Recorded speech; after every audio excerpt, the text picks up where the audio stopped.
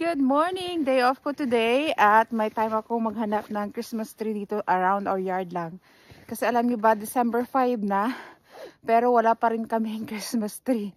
Kaya around the house na lang ako maghanap ng kahoy para madaling kunin. I think nahanap ko na yung kahoy na gusto ko para this year, para sa aming Christmas tree. Ayan oh.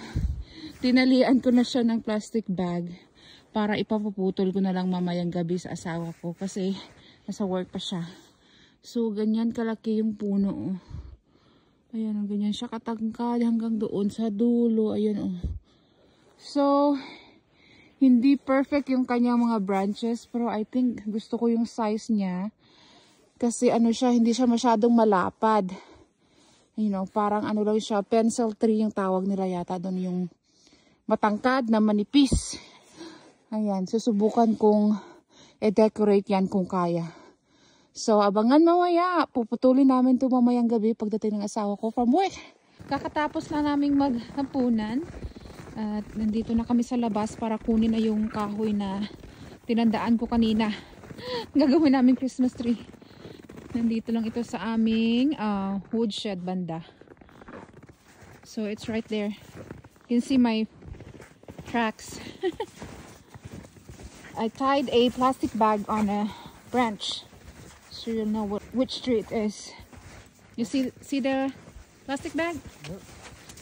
Yeah, that's the tree. Where are you gonna drop it? My way? Nope, I'm gonna drop it towards the trailer. Towards there? Okay.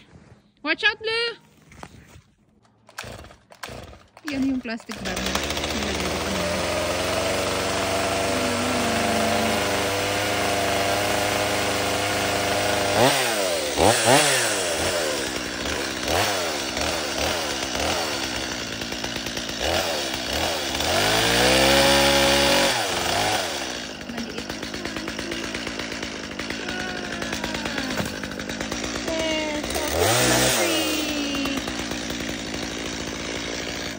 How tall do you want it? 10 feet?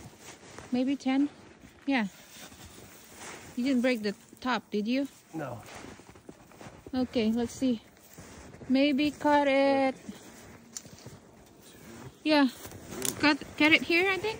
Yep, right there will be about 10 foot. Okay.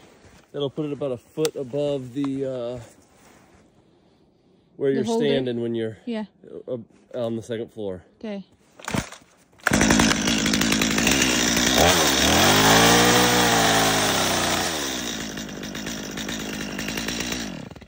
There's the tree. Now how are you gonna pull it? How are you gonna carry it there? Me? You're just gonna drag it? You're gonna carry it. No, I'm not. Oh.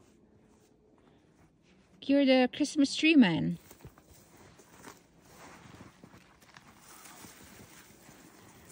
Oh, good job.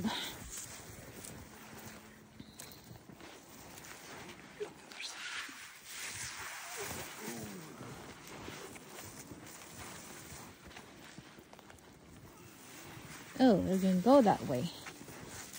Okay. I'm the chainsaw holder. Bigat naman itong chainsaw na to. Oh my goodness. Tingnan nyo yung dinaanan namin. Ang lalim ng snow. Blue, we got a tree! Yeah!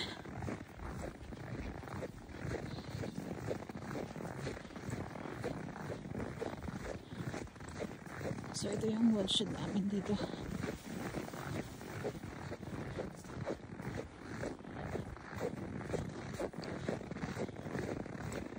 Alright, come on, Blue!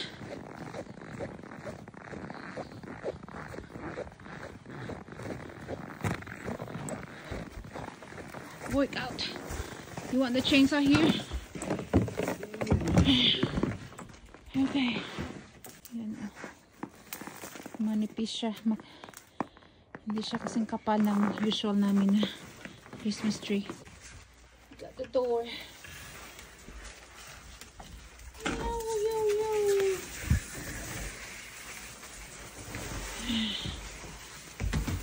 Okay. You know, nagkalat yung mga decoration ko. Oh, there's still snow on it!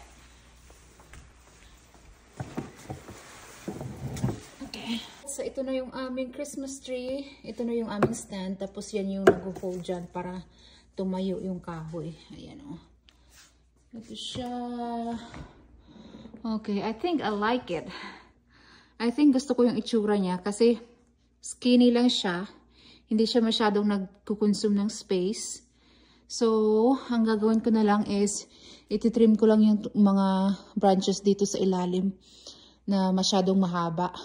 Naputol ko na yung mga sanga na masyadong mahaba. Ayan, o. Andun din. So, ayan yung mga naputol ko. Ayan yung aming Christmas tree ngayong taon. Black spruce ito. Ang black spruce usually ay hindi maganda yung tubo kumpara sa white spruce. And this is my first year na subukang gumamit ng black spruce na kahoy. Tingnan nyo, tumutulo pa yung mga yellow. So, hindi pa pala ako makapag-decorate ngayong gabi hanggang sa matunaw itong mga yellow na nandito, oh. Yan, tumutulo-tulo pa siya. Excited na ako, mukhang mahirapan ako mag-decorate nito kasi medyo flimsy yung kanyang mga sanga-sanga kumpara sa white spruce. But I'm up to the challenge na i-decorate yung black spruce na Christmas tree this year. Kaya abangan nyo na lang kapag nalagyan ko na ito ng palamuti. Ang taas ng kahoy na ito, yung ceiling namin is 8 feet. So, ito siya mga 10 to 11 feet yung taas. Ayan lang. See ya!